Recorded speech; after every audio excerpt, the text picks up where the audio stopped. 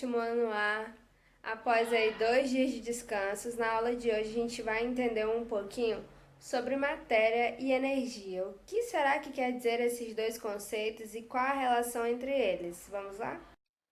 Então, pessoal, bem-vindos a mais uma aula, né?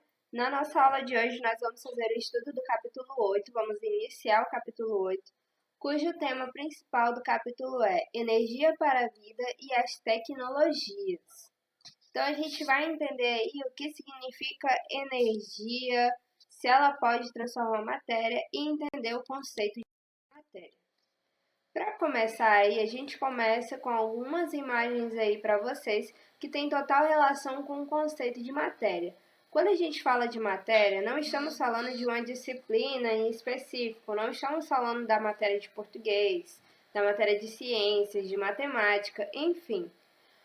Nós podemos definir matéria como algo bem simples. Matéria é tudo aquilo que ocupa lugar, tudo aquilo que ocupa um certo espaço, certo?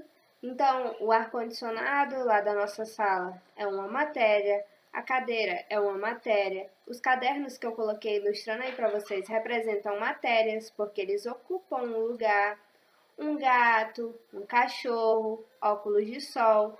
Praticamente tudo que tem à nossa volta, tudo que nos cerca, é uma matéria. E o nosso universo está repleto de matéria, porque, como eu disse para vocês, a todo momento nós conseguimos identificar algum corpo que está ocupando lugar, que está ocupando um espaço e que, de certa forma, apresenta um peso.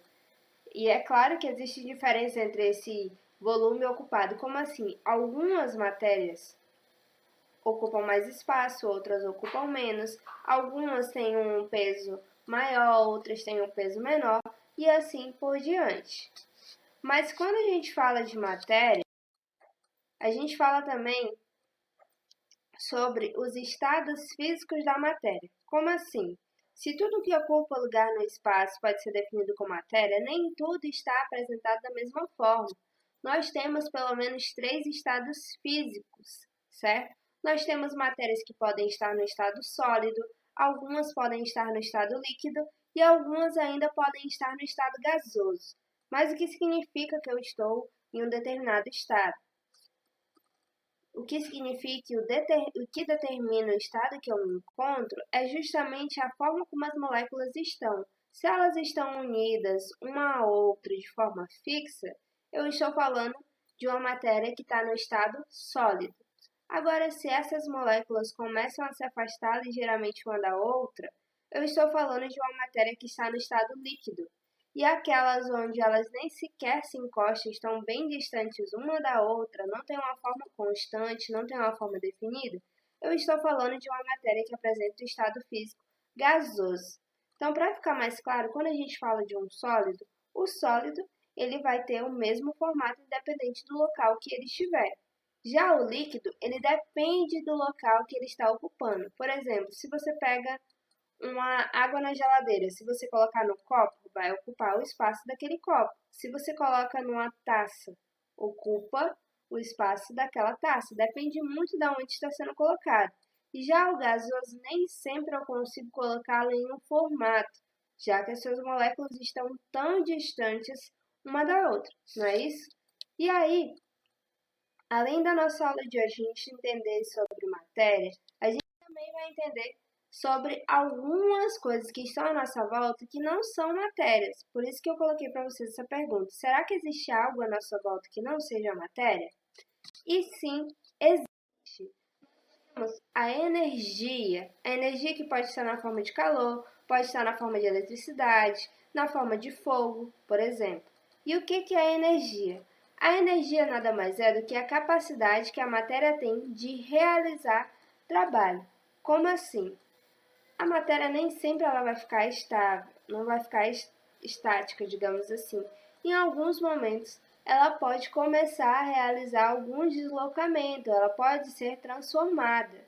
Então, quando isso acontece, significa que eu já estou falando de energia. Vamos pensar na eletricidade, por exemplo. Uma luz na sua casa só se acende porque primeiro você tem que acionar os interruptores para que isso aconteça. Para que algo pegue fogo também, você precisa misturar algumas matérias para que comece essa ação de queima. E o calor da mesma forma. Então, assim como a matéria está presente à nossa volta, a energia também conseguimos identificá-la em algumas situações ou ocorrendo em algumas matérias em determinados momentos. E um corpo que precisa de energia é o nosso próprio corpo, por exemplo. Todos os seres vivos, para que realizem suas determinadas atividades, eles precisam ter energia para que assim comecem a realizar as suas ações, tá? Então, essa aula de hoje é para a gente entender aí a diferença do que a gente encontra à nossa volta, que nós temos matéria, mas que nem tudo que está à nossa volta é matéria. Algumas vezes nós podemos nos deparar com energia, que é quando essa matéria já está realizando um determinado trabalho, está realizando deslocamento ou está sendo transformada. Então, qualquer dúvida é só me procurar no WhatsApp e até a próxima.